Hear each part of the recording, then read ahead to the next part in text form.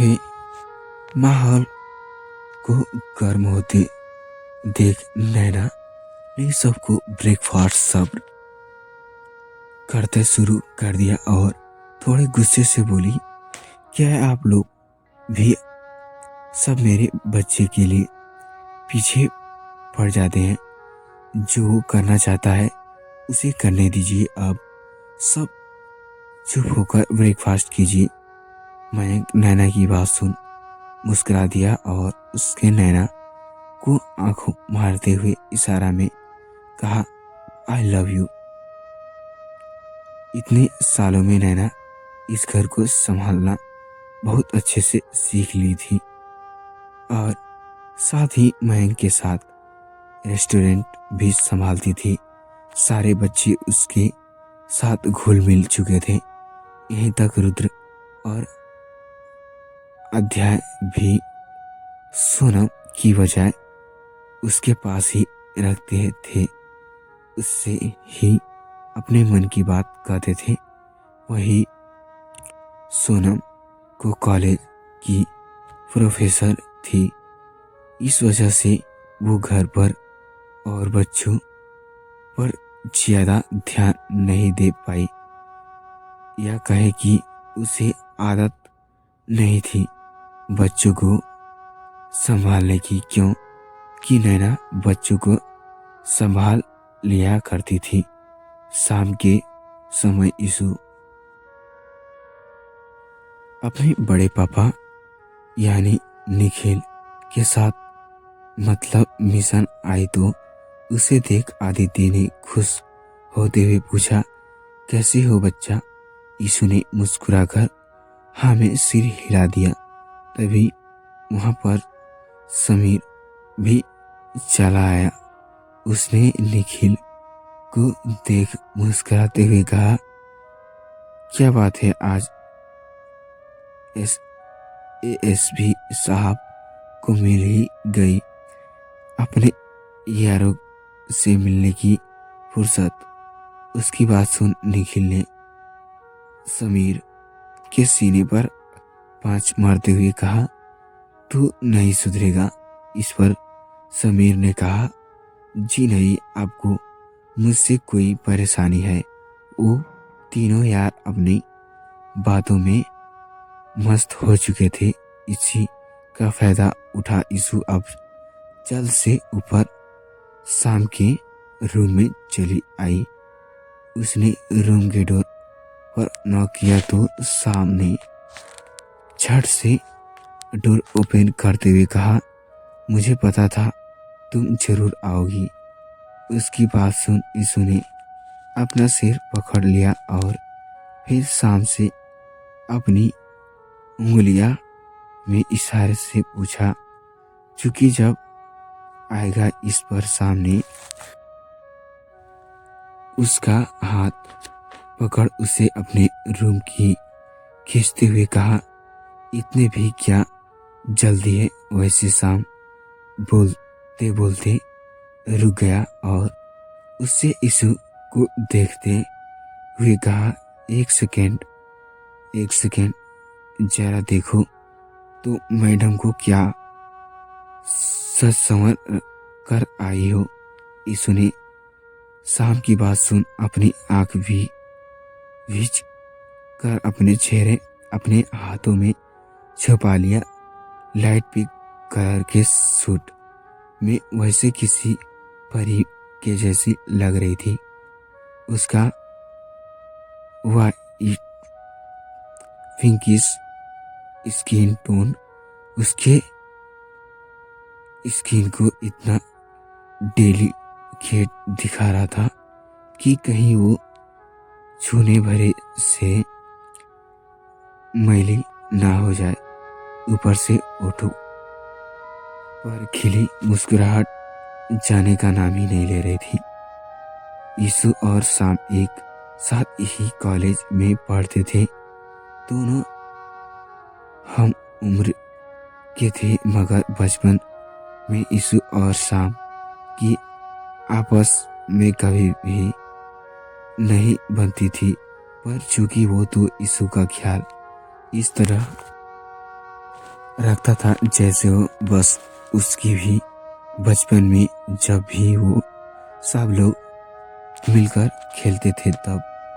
चूंकि यीशु को कभी भी खुद से दूर दूसरे टीम में जाने की नहीं देखा, यीशु यही सब सोचते हुए पुरानी यादों को में खोई हुई थी कि तभी सामने उसके पास बैठ उसे अपना आइस नेट देते हुए कहा, प्लीज यीशु ने मना करते हुए इशारा में कहा, नहीं, इस बार मैं नहीं करने वाली। ये सुन सामने फाइल दूर बड़े पर फेंकते हुए कहा, तो ठीक है, मैं भी अभी सबको जाकर नीचे बताता हूँ कि भाई और तुम्हारे बीच में कुछ है। ये सुन यीशु की आंख हैरान से फैल गई और उससे जल्दी से अपना सिर नामे हिलाया तो सामने अपने दोनों कंधों को थपथपाते हुए कहा, झूठी, तू मेरे खड़ूस भाई को पसंद नहीं करती। यीशु ने जल्दी से नामे सिर हिलाया तो सामने उछलते हुए कहा, क्या ना कर रही हो? सच लो, सोच लो। मैं तो सोच रहा हूँ कि भाई के आते ही तुम्हारे उनके साथ मंत्र फूंक कर फेरे मढ़वा देता हूँ। ये सुन यीशु ने जब शाम को काउच पर धकेल दिया और जल्द से रूम से बाहर निकलकर जाने को ते हुई थी कि डोर पर खड़े सर्वेंट ने कहा, मैम, आपको और शाम बाबा को सर ने नीचे बुलाया है।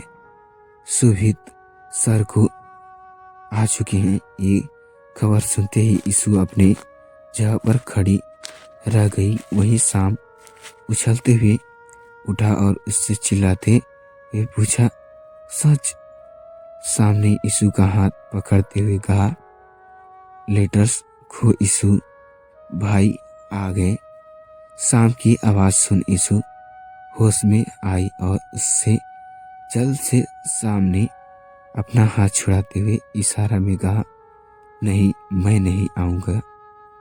सामने उसकी बात सुन मुस्कुराते हुए पूछा, ओहो, शर्माना इटलान आल शर्माओ, मैं जानता हूँ कि क्योंकि मुझे कोई शर्म नहीं है। ये कहते हुए शाम रूम से जल्दी से निकल गया। वहीं यीशु ने खुशी से अपने दोनों हाथों से एक बार फिर अपना चेहरा छुपा लिया। आखिर 9 साल बाद चूंकि उसके सामने आने वाला था, वो कैसे उसके सामने जाए, उसे बहुत शर्म आ रही थी। पहले कि कितनी बदल गई थी वो, ऐसे में वो चूंकि को अच्छे तो लगेगी ना। ऐसे ढेरों सवाल उसके दिल में उछल उथल मचा रहे थे। वहीं मिंटल मेसन में एक के बाद एक ऐसे कहते हुए 3 लग्जरियस कार आकर रुकी, जिन में से पहले ब्लैक कलर की रोल्स रॉयल कार में से लगभग कुछ फुट लंबा एक हैंडसम लड़का बाहर निकलकर आया। उम्र 26 साल, skin tone wheatish brown, formal shirt pant कर। पहले भी उस लड़के की पर्सनालिटी बहुत ही अट्रैक्टिव दिख रही थी। उसकी शार्प जॉ लाइन उसके फेस को परफेक्ट लुक दे रही थी। उसे देख कोई भी आसानी से कह सकता है कि ये आदित्य मिंतल का बेटा है। उस लड़के ने कार से निकल जैसे ही अपने सामने खड़े आदित्य को देखा तो जल्द से आगे बढ़कर आदित्य को हक कर लेता है। Hello friend, hi dad, miss you so much. तो फ्रेंड्स, ये स्टोरी आपको कैसी लगी कमेंट करके जरूर बताइएगा। दोस्तों, आप लोग पूछेंगे सुम्यू तो अब तक एक भी बार सामने नहीं आए तो वो भी आएगी, बस थोड़ा सा इंतजार करना होगा। और बाकी के कैरेक्टर्स जैसे जैसे नॉर्मल आगे बढ़ेंगी आपको सामने होंगे। वैसे पार्ट कैसा लगा बताइए, और कुछ कमी होगी तो वो भी बताना। मिलते हैं अगले पार्ट में, तब तक के लिए बाय दोस्तों।